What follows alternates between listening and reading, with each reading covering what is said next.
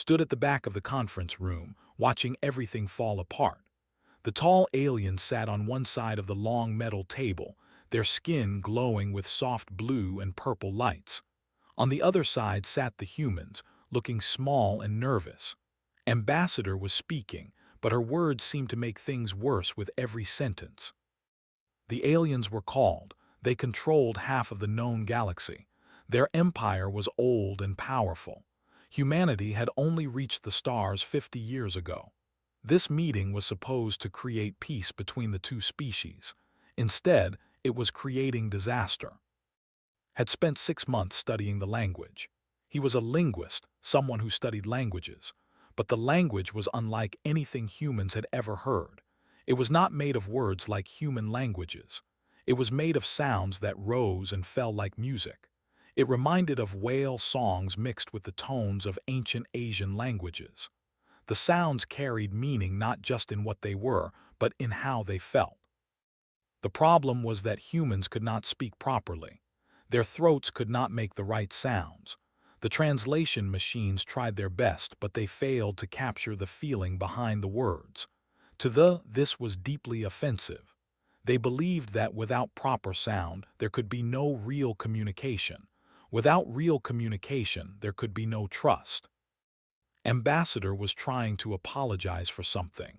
Did not know what had gone wrong, but he could see the representatives becoming more and more angry.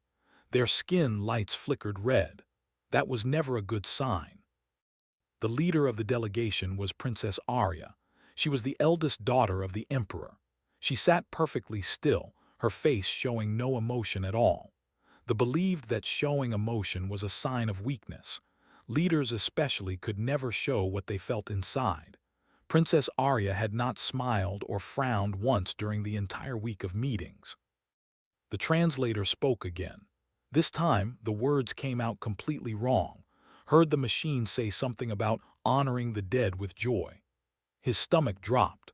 That was the opposite of what Ambassador had meant to say. She had wanted to express sadness for losses in a recent border accident, but the translation made it sound like humans were happy about deaths. The room exploded with angry voices. Their musical language became harsh and sharp. Princess Arya stood up slowly. Even though she was tall and her face was still emotionless, thought he saw something flash in her large golden eyes. Was it pain? Anger? He could not tell. "This meeting is over," she said in perfect English. Her voice was cold. "The Empire will not negotiate with those who mock our honored dead. You have 3 days to leave our space. If you do not leave, we will consider it an act of war." The delegation began to file out of the room. Ambassador tried to stop them, tried to explain, but they ignored her completely. Within minutes, all they had left except for Princess Arya. She remained standing by the table, looking at something on the far wall. Followed her gaze. On that wall was a memorial. It showed the names of who had died in various conflicts over the years. The list was long. Princess Arya was touching one name very gently with her long fingers. Her skin lights had faded to a dark blue, almost black. Had seen this gesture before. In his studies of culture, he had found old recordings of funeral ceremonies. This touching motion was part of their mourning ritual. It was done in private, never in public, never by royalty. Something clicked in his mind. He pulled out his personal tablet and quickly checked the calendar. His eyes went wide. Today was the beginning of a holy period of remembrance for the. It lasted for 10 days. During this time, were supposed to honor their dead ancestors and remember all they had lost. The diplomatic talks had been scheduled right in the middle of. No wonder they had been so sensitive. No wonder every small mistake had felt like a huge insult. Humans had been trying to make deals and agreements during what was, a time of sacred grief. Princess Arya finally moved away from the wall. She walked toward the door, her long robes flowing behind her. As she passed, she stopped for just a moment. She looked at him directly. Up close, he could see that her golden eyes were not cold at all. They were filled with a deep sadness that she could not express. You are the language human, she said quietly. You have been listening to our songs. Nodded, surprised she knew who he was. Then you know we do not speak to share information, Princess Arya continued. We speak to share what is inside. Your machines can never do this. You humans can never do this. You make noise, but you do not sing truth. She turned to leave, then paused again. Tell your ambassador that war is coming. My father will not accept this insult. I am sorry for this, but I cannot stop it. Then she was gone. Stood alone in the empty conference room. His mind was racing. The language was not just about sounds, it was about emotion, but they themselves were not allowed to show emotion. How did that work? How could they have a language based on feeling when they had to hide all their feelings? He looked back at the memorial wall. He thought about Princess Arya touching that one name so carefully. Whose name was it? Someone she had lost. Someone she could not publicly mourn. Ambassador came back into the room. She looked exhausted and defeated. We failed, she said too. We're going to have a war with an empire that could destroy Earth with a single fleet, all because we could not talk to them properly.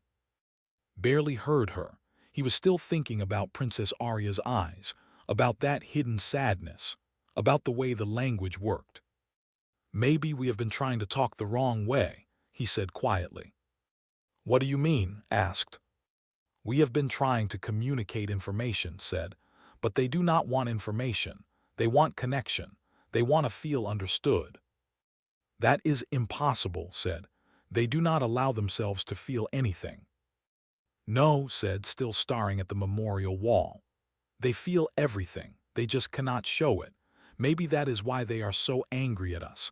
We feel openly. We show emotion like it is nothing. To them, that must seem either like bragging or like mockery. An idea was forming in his mind. It was dangerous and probably stupid, but it might be the only chance they had. He needed to learn not just the language. He needed to learn their songs, their real songs, the ones they sang in private, the ones they used to express what they could never say out loud. And he needed to find out whose name Princess Arya had been touching on that wall. He had 3 days before war began, 3 days to do the impossible. Left the conference room and headed straight for the archives. He had work to do. The archive room was cold and dark. Had been sitting there for 12 hours straight, listening to recordings through his headphones. His eyes hurt from staring at the screen. His back hurt from sitting too long, but he could not stop now. He was not alone anymore. Had joined him 4 hours ago. She was someone who studied music from different alien species. When had told her his plan, she had called him crazy. Then she had grabbed her equipment and come to help. Listen to this part, said, playing a recording. The sound that came out was beautiful and heartbreaking at the same time. It rose and fell like waves on an ocean. This is from a funeral ceremony. It is very old, from before they joined the galactic community. Back then, they were different. Different how? Asked. They showed emotion freely, explained. Like humans do, but about 300 years ago something changed. They decided that emotion made them weak. They started teaching their children to hide all feelings. Within a few generations, showing emotion became shameful. Now, only in these old songs can you hear what they used to be. Listened carefully. The song was sad, but it was also full of love. Whoever had sung this had been mourning someone they cared about deeply. Can humans sing this? He asked. Looked at him seriously.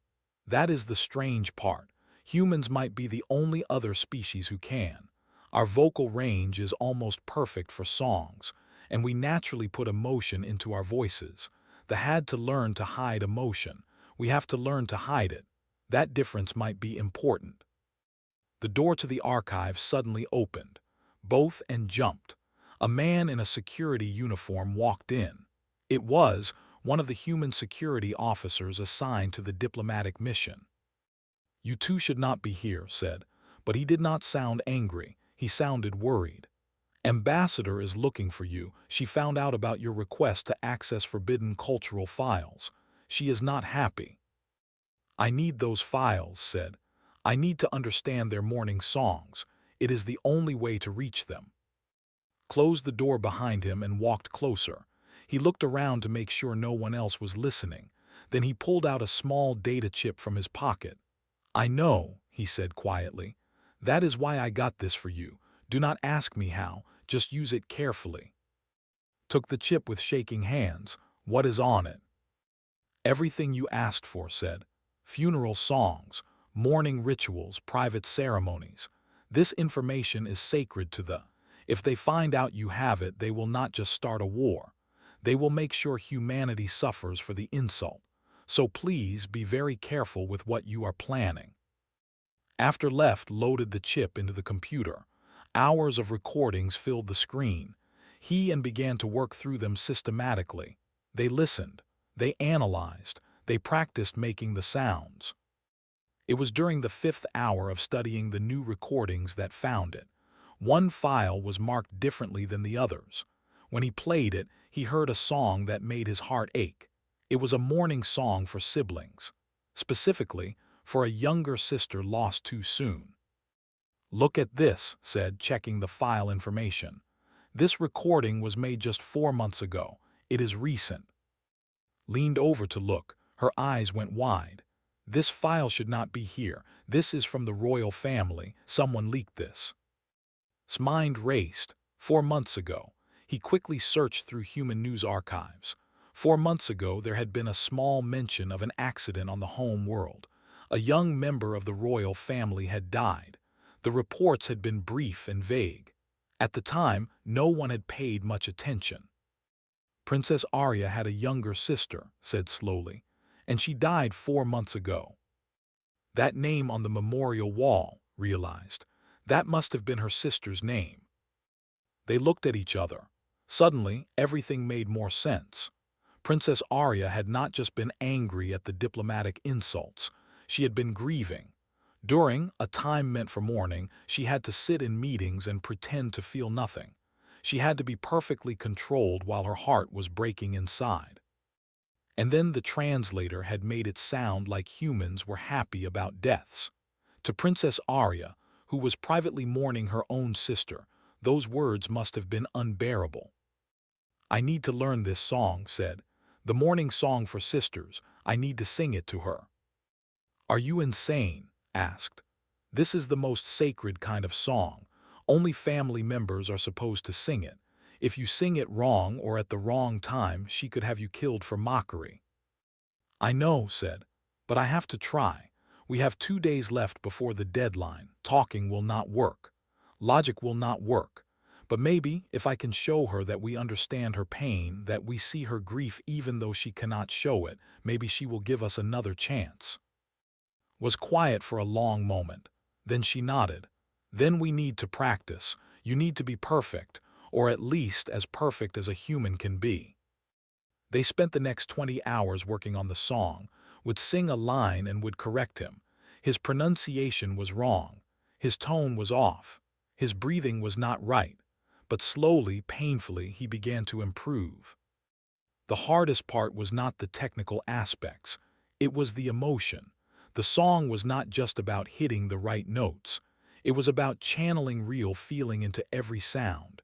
Had to think about loss, about grief, about loving someone and losing them forever. He thought about his own grandmother who had passed away when he was young. He thought about the pain of that loss. He let himself feel it fully, maybe for the first time in years, and he put all of that feeling into the alien words. On the second day of practice, Ambassador found them. She burst into the archive room with 2 security officers behind her. What do you think you are doing? She demanded. Stood up to face her. I'm trying to save us from a war. By stealing sacred songs, by planning to sing them without permission. If you do this, it could make everything worse. They could see it as the ultimate insult. Or they could see it as the ultimate gesture of understanding, countered. We have 1 day left. Do you have a better plan? Looked tired. She looked like she had not slept since the negotiations failed. No, she admitted. I have tried everything. I have sent messages. I have requested new meetings. They will not even respond. The fleet is already moving toward our border, but I cannot let you do this. It is too dangerous." "You cannot stop me," said quietly. "I am not military. You are not my commander. I am a civilian researcher, and I am going to try to communicate with thee in the only way that might actually work." Stared at him for a long moment. Then, surprisingly, she dismissed the security officers. Once they were alone with just present, she sat down heavily. "If you do this and it fails, I will not be able to protect you. They might demand your execution, and I will have to give you to them to avoid a larger war." "I understand," said.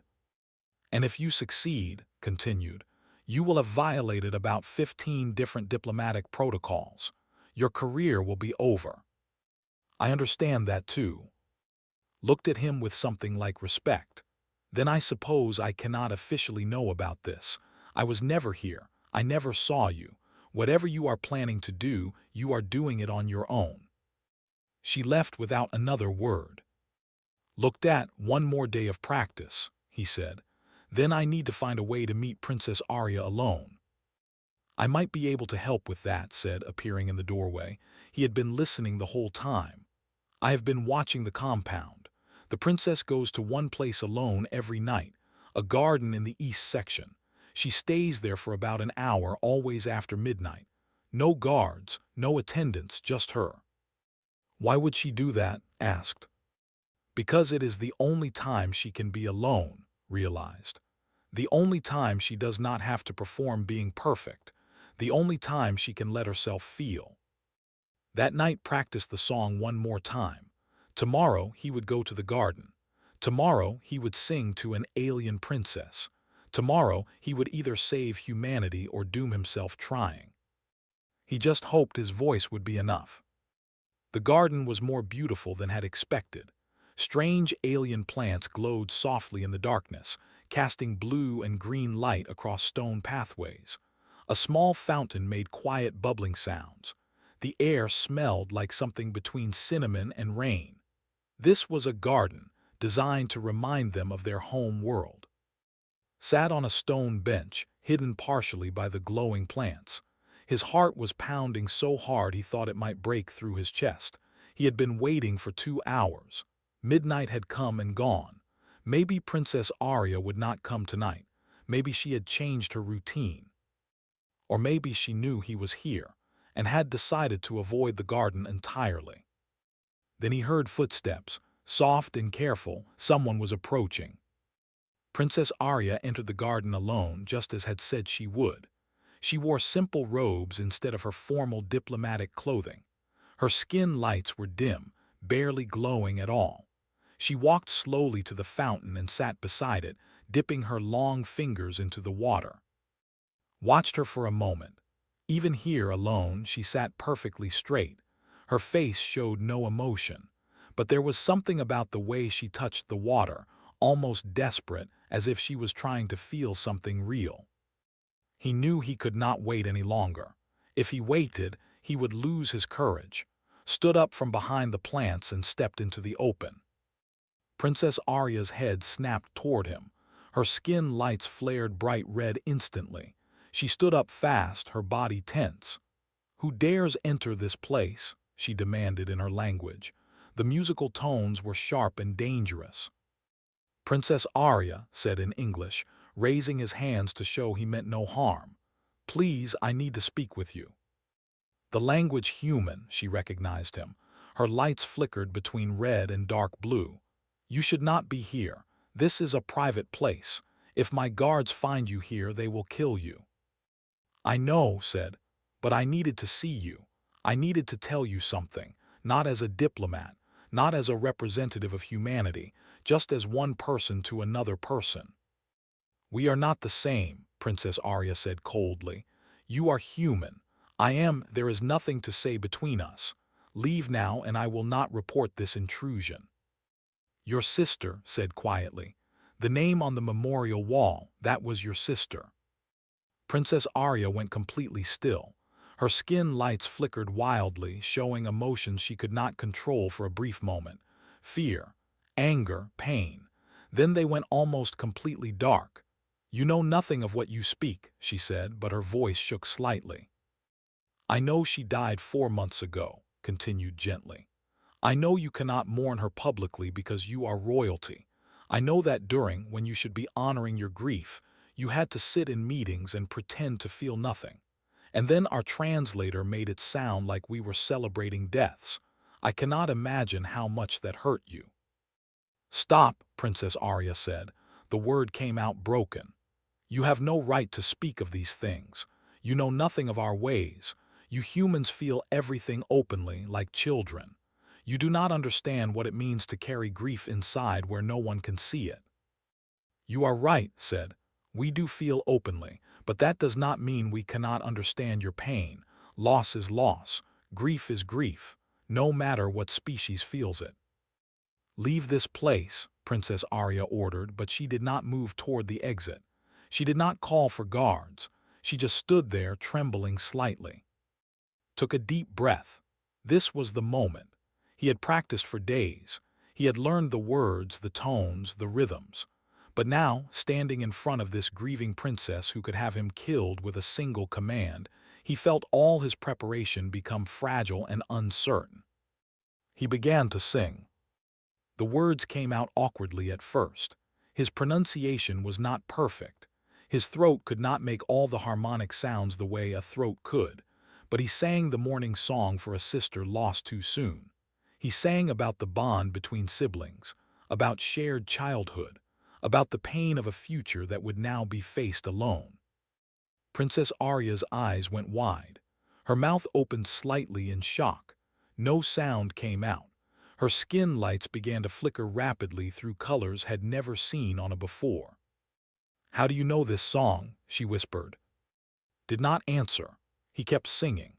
He sang about memories that would now only live in one heart instead of two. He sang about words that would never be said. He sang about love that death could not end. And as he sang, he thought about his own grandmother. He thought about everyone he had ever lost. He let his voice carry real grief, real pain, real love. The words might be in an alien language, but the emotion was universal and honest. Something inside Princess Arya broke. She made a sound that was not quite a word. Her legs seemed to give out, and she sank down to the ground beside the fountain. Her skin lights were flashing so fast and bright they almost hurt to look at. And then tears began to fall from her golden eyes. Had never seen a cry, he had not even been sure they could. But Princess Arya was crying, her whole body shaking with sobs she had held inside for 4 months. Maybe for years, maybe for her entire life. He kept singing, through one song and into another. He sang every morning song he had learned. Some were for siblings, some were for parents, some were for friends. He sang them all, putting every bit of feeling he had into the alien words. Princess Arya cried through all of it. She curled up on the ground like a child, her perfect posture completely gone. She covered her face with her hands. She made sounds of grief that were raw and uncontrolled. Everything she had been trained to hide came pouring out. After a while, she looked up at him. Her face was wet with tears. Her skin lights were dim and exhausted. Through broken gasps, she spoke in English, her words barely above a whisper. "Keep going," she said. "Please, keep going." So kept singing. He sang until his voice was hoarse and rough. He sang until the moons of this world had crossed half the sky. He sang songs of loss and songs of love. When he ran out of songs, he sang human songs. Sad songs from Earth about death and memory and grief.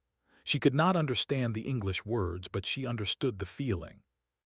Princess Arya cried through it all. Years of suppressed emotion came flooding out. She cried for her sister. She cried for her life of enforced silence.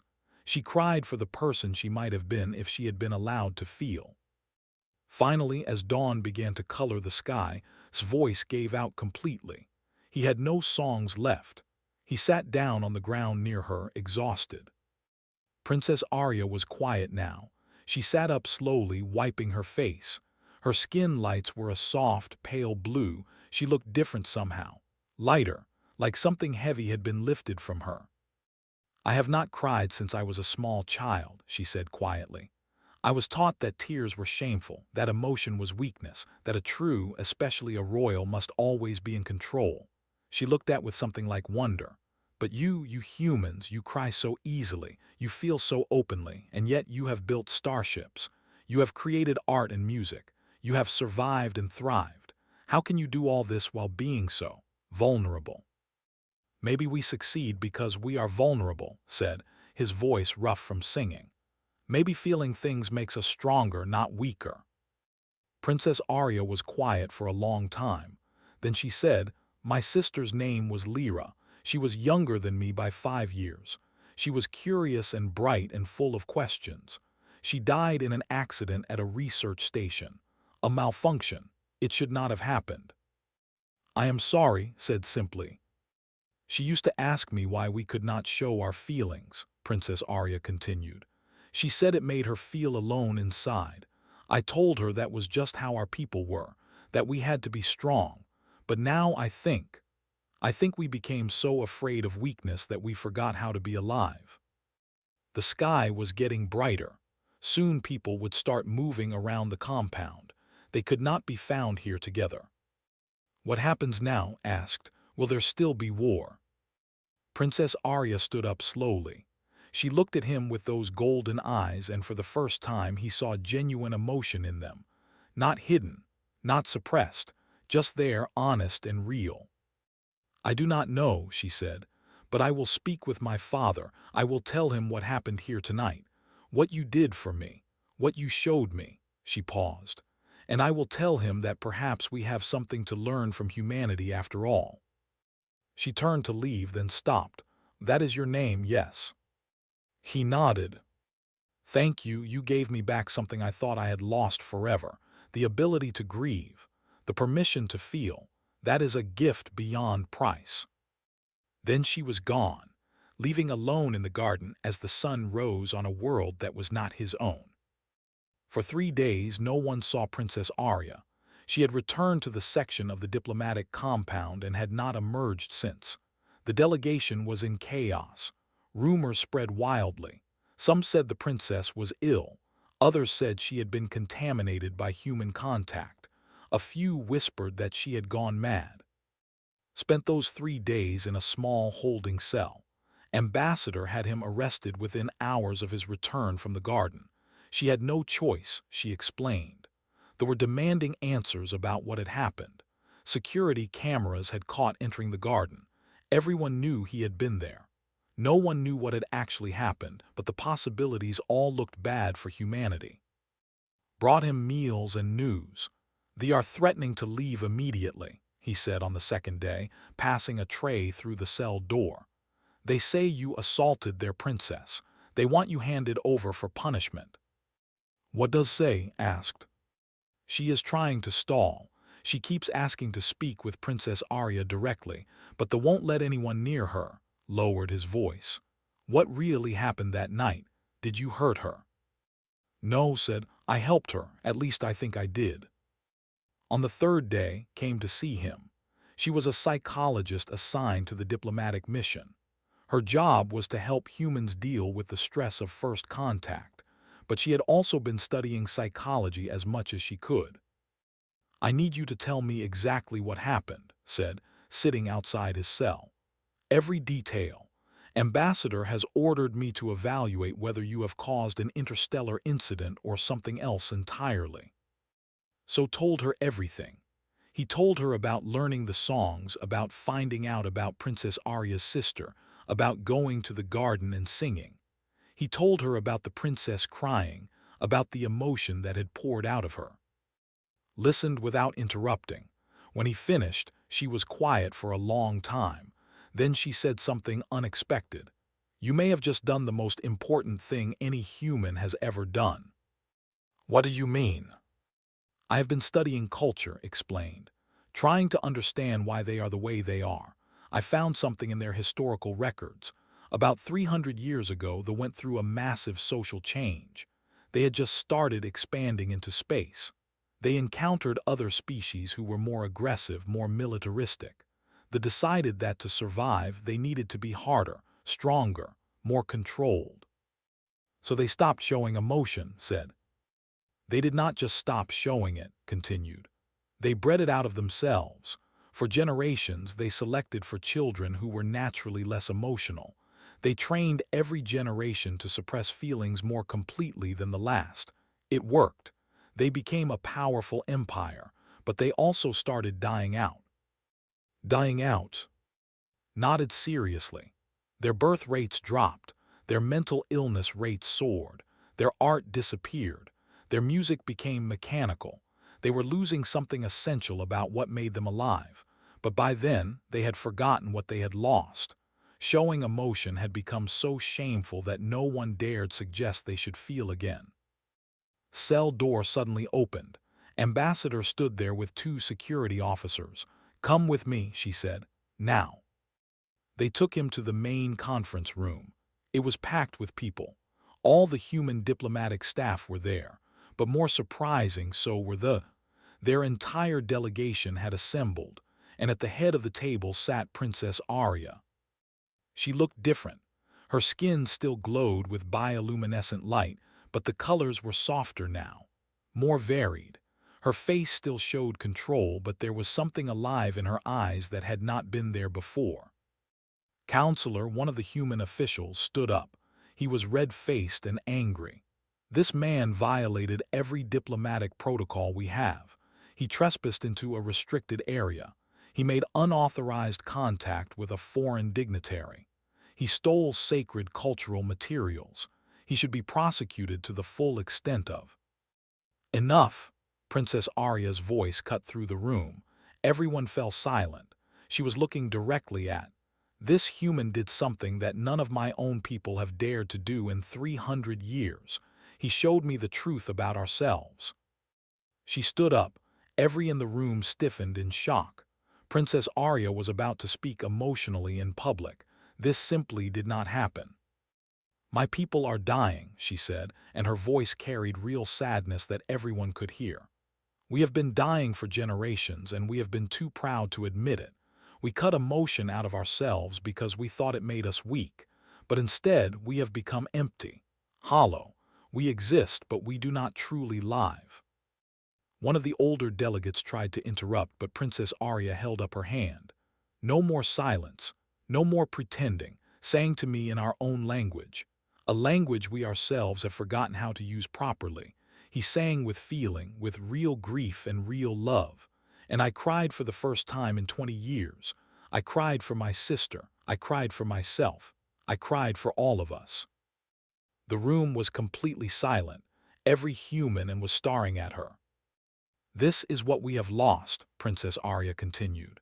"The ability to grieve, the ability to celebrate, the ability to truly connect with each other. We speak in harmonics and call it communication, but we have no harmony inside ourselves. We are broken, and we have been broken for so long that we forgot what being whole felt like." She turned to face the delegation. "I am going to speak with my father. I am going to request that these negotiations continue. More than that, I am going to request that we establish a cultural exchange program. I want our people to learn from humanity, not their technology, not their military tactics, their emotional honesty, their art, their music, their ability to feel deeply and still remain strong." "This is madness," one of the delegates said. His skin lights flashed angry red. "The princess has been infected with human weakness. She is compromised. She should be removed from this delegation immediately." "I am the Emperor's eldest daughter," Princess Arya said coldly. "You do not have the authority to remove me from anything, but you do have the authority to report what I have said to my father. Please do so. Tell him exactly what I have proposed, and tell him that his daughter is no longer afraid to feel." The delegate looked like he wanted to argue more, but he backed down. No one directly challenged a member of the royal family, even when they disagreed. Princess Arya turned back to, "You took a great risk to help me. You could have been killed. You definitely violated your own people's rules. Why did you do it?" thought about his answer carefully, because I realized that all the words in the universe would not bridge the gap between our species, but shared grief could, shared joy could, shared feelings could. We are different species, but we both understand what it means to lose someone we love. That connection is more powerful than any treaty. Princess Arya did something that shocked everyone in the room. She smiled. It was small and uncertain, like she was not quite sure how to make her face do it, but it was real. "You are right," she said, "and I think that connection is the foundation we have been looking for, not an agreement between governments, a understanding between hearts." Ambassador stood up. She looked at Counselor and said firmly, "I am dropping all charges against." What he did was unconventional and technically against protocol, but he has accomplished what weeks of formal negotiations could not. He has given us a real chance at peace. Looked furious, but he sat down without arguing further. "There is more," Princess Arya said. "I want to make a formal request.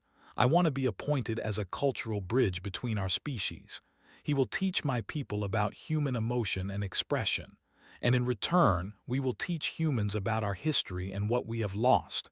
Together, we will find a way forward." "This is highly unusual," Ambassador said, but she was smiling.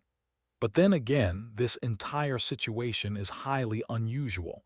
I will need to get approval from Earth, but I believe this can be arranged." The meeting continued for hours after that. Plans were made. Agreements were drafted. The threat of war slowly faded away as both sides began to see a new possibility. Later, as was leaving the conference room, Princess Arya stopped him. They stood alone in the hallway for a moment. "I have spent my entire life being what others expected me to be," she said quietly. "Perfect, controlled, emotionless. In one night you showed me that I could be something else, someone real. I can never repay that gift." "You already have," said. "You chose to be vulnerable in front of everyone. You chose to feel openly despite centuries of your culture telling you not to. That took more courage than anything I did." Princess Arya's skin lights glowed soft blue and gold. "Then perhaps we are both brave in our own ways, and perhaps together our peoples can learn to be brave enough to truly connect." She walked away then, leaving in the hallway. He was exhausted. He was probably in trouble with half the diplomatic corps. His career would never be the same. But he had prevented a war, and he had helped an alien princess remember how to cry. That seemed like enough. 6 months had passed since that night in the garden. The diplomatic compound had been transformed. What had once been a cold, formal space was now filled with music. Human songs mixed with harmonics. Laughter echoed down hallways where there had once been only tense silence. Stood in front of a classroom. 20 students sat before him, along with 10 humans. This was the 5th group he had taught. The interspecies cultural exchange program had grown faster than anyone had expected. From all over their empire wanted to learn. Humans were eager to teach. "Today we are going to talk about sadness," said. "In human culture we have many ways to express sadness. We cry. We write sad songs. We talk to friends about our feelings. In old culture, before the Great Suppression, you did these things too. Today, I want you to practice expressing sadness out loud." One of the students, a young male named, raised his hand. "But teacher, we were taught that showing sadness means you are weak, that others will take advantage of you if they know you are hurting." "I understand," said gently. "But let me ask you something. When Princess Arya cried in front of the entire diplomatic assembly, did you think she was weak?" The students were quiet. Then a female named spoke up. She had chosen a human name for herself, something many young were doing now. "No," she said softly. "I thought she was the strongest person I had ever seen. She broke 300 years of tradition. She risked everything to show us a different way." "Exactly," said. "True strength is not hiding your feelings. True strength is being honest about them, even when it is hard." They spent the next hour practicing. Some students cried for the first time in years. Others talked about losses they had never been allowed to mourn. It was difficult and emotional and messy, but it was also healing. After class found in the hallway, she was carrying data tablets and looked excited. "You need to see this," she said. "The latest reports from the birth rates are up for the first time in 50 years. Mental health clinics are reporting fewer patients. And listen to this, 3 new music schools have opened in the capital city alone." Smiled, Princess Arya's reforms are working. "More than working," said. "They are changing everything, but not everyone is happy about it. The conservative faction is getting stronger. They say all this emotion is making the weak. They want to return to the old ways." "I know," said quietly. He had been receiving threats for months now. Some believed he was destroying their culture. Some humans thought he was wasting resources teaching aliens to cry. But we have to keep going. Change is never easy. That evening, there was a ceremony planned. It would be the first joint memorial service for both species. Humans and Together would honor all those who had died in various conflicts over the years. Princess Arya had insisted on it. She wanted both peoples to practice grieving together. The memorial hall was enormous. Thousands of people had gathered. At the front stood a wall with names. Human names and names, side by side. Soldiers who had died in border skirmishes. Civilians lost in accidents, including the name of Princess Arya's sister, Lyra. Princess Arya stood at the podium. She wore formal robes, but her face was not the emotionless mask it had once been. She looked sad. Openly, honestly sad, and somehow that made her seem more royal, not less. "We gather here today to remember," she said, her voice carrying through the hall. "For too long, my people have tried to forget. We believed that moving forward meant leaving the past behind, that being strong meant not looking back at our losses, but we were wrong." She paused and could see tears forming in her golden eyes. 6 months ago, she would have hidden them. Now she let them fall freely. "Grief is not weakness," Princess Arya continued. "Grief is love that has nowhere to go. When we refuse to grieve, we are refusing to love. And a civilization that cannot love is already dead, no matter how powerful its fleets or how vast its territory." The crowd was silent, thousands of and humans listening together. "Today we will sing," Princess Arya said. "Songs of mourning from both our cultures. We will cry together. We will remember together. And in doing so, we will become something new. Not just allies, not just trade partners, but true friends who understand each other's hearts." The singing began. Led the first song, a human piece about soldiers who never came home. His voice was stronger now than it had been 6 months ago. He had been practicing, teaching, singing almost every day. Other humans joined in. The harmony was beautiful and heartbreaking. Then began a mourning song. She had been studying with musicians for months. Her pronunciation was nearly perfect now. The in the crowd joined her. The sound was unlike anything had ever heard. Waves of harmonic resonance that seemed to vibrate in his chest. He could feel their grief, their love, their loss. For hours they sang, human songs and songs, old songs and new songs written by both species together. People cried openly. They hugged each other. Species did not matter anymore. They were all just living beings who had lost someone they loved. Found himself standing next to Princess Arya at one point. They were both exhausted from singing. Both had tears on their faces. "Thank you," she said to him, not for the first time, "for everything." "You did the hard part," replied. "I just sang some songs. You changed your entire civilization." "We are changing it together," Princess Arya corrected. "Humans, and this is not one species teaching another. This is both of us learning to be better." Suddenly there was a disturbance at the back of the hall. Shouting. Turned to see a group of pushing through the crowd. They wore the dark robes of the conservative faction. Their skin lights were flashing angry red. "This ceremony is a disgrace," their leader shouted. You dishonor the memory of our dead by mixing them with human names. You dishonor our culture by encouraging weakness and emotional display. This ends now." Security moved to intercept them, but Princess Arya held up her hand. "Let them speak," she said calmly. "They have a right to their opinions." The conservative leader, an older named, stepped forward. "Princess Arya, you have been deceived by these humans. They have infected you with their weakness. Our people were strong before they came. We controlled half the galaxy. Now you would have us become soft and emotional like them. You would destroy everything our ancestors built." Princess Arya looked at him with genuine sadness. "I understand your fear. Change is frightening. But ask yourself this: if we were so strong before, why were we dying? Why were our people suffering in silence? Why had we lost our music, our art, our joy?" "We had order," argued. "We had discipline, we had power." "We had emptiness," Princess Arya countered. "We had a civilization that functioned but did not live.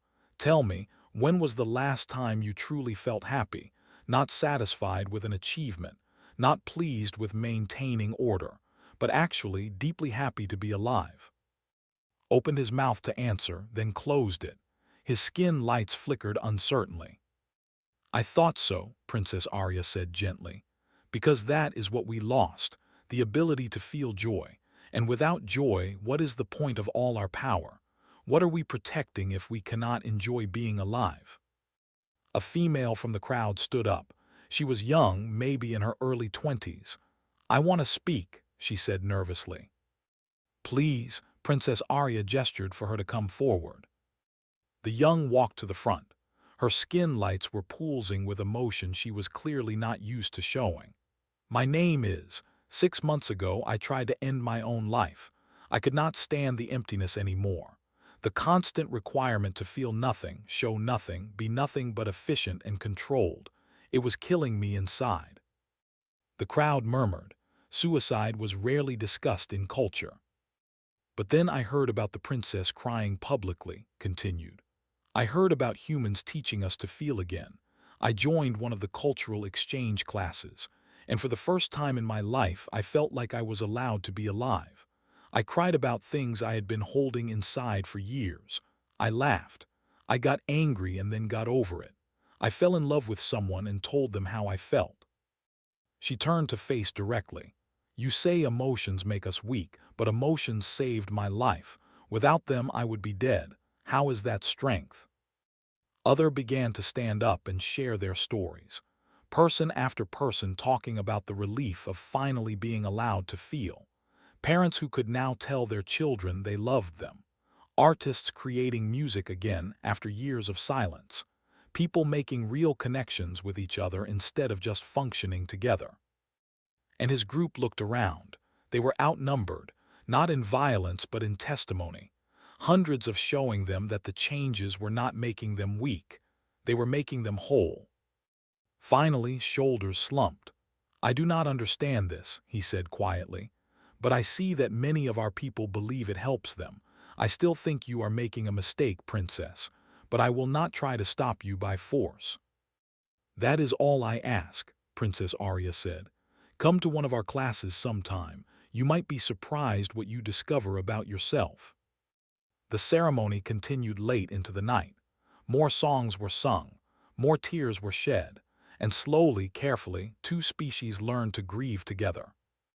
Weeks later, received a message. It was from the Emperor himself. He was requesting a private meeting.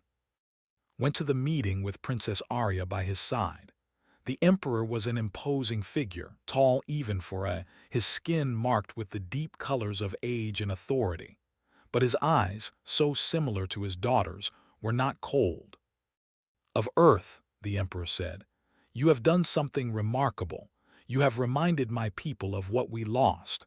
My daughter tells me you sang to her in our own language, that you showed her it was acceptable to feel grief for her sister." "Yes, Your Majesty," said simply. The Emperor was quiet for a moment. Then he said, "I have not cried for my daughter Lyra, my youngest child. She died and I remained composed. I thought that was what a strong father should do, what a strong emperor should do. But now I see I was simply afraid, afraid that if I started crying I would never stop. He looked at with eyes that were suddenly wet. Will you sing for me as you sang for my daughter? Will you teach an old emperor how to grieve? So sang again. In the private chamber with only Princess Arya present, he sang the morning songs. And the emperor of the mighty empire cried for his lost daughter. He cried for all the years he had hidden his heart. He cried and his living daughter held him, both of them finally able to share their grief openly. Later, as walked back through the compound, he thought about everything that had changed. There would be more challenges ahead. The conservative faction would not give up easily. Change was always difficult and always met with resistance. But in a garden late one night, an alien princess had cried, and from those tears something new had grown. Not just peace between two species, but a genuine understanding. A recognition that despite all their differences, humans shared the same fundamental truth. That being alive meant feeling. That love always came with the risk of loss. That grief was not weakness but the price we paid for connection. And that sometimes, the most important thing one person could do for another was simply to be present while they cried. To sing for them in their own language. To tell them, through tears and music and shared sorrow, that they were not alone. The bridge between the stars was not built of metal or treaties. It was built of songs and tears and the courage to be vulnerable. And it was strong enough to carry them all forward into a future neither species could have imagined alone.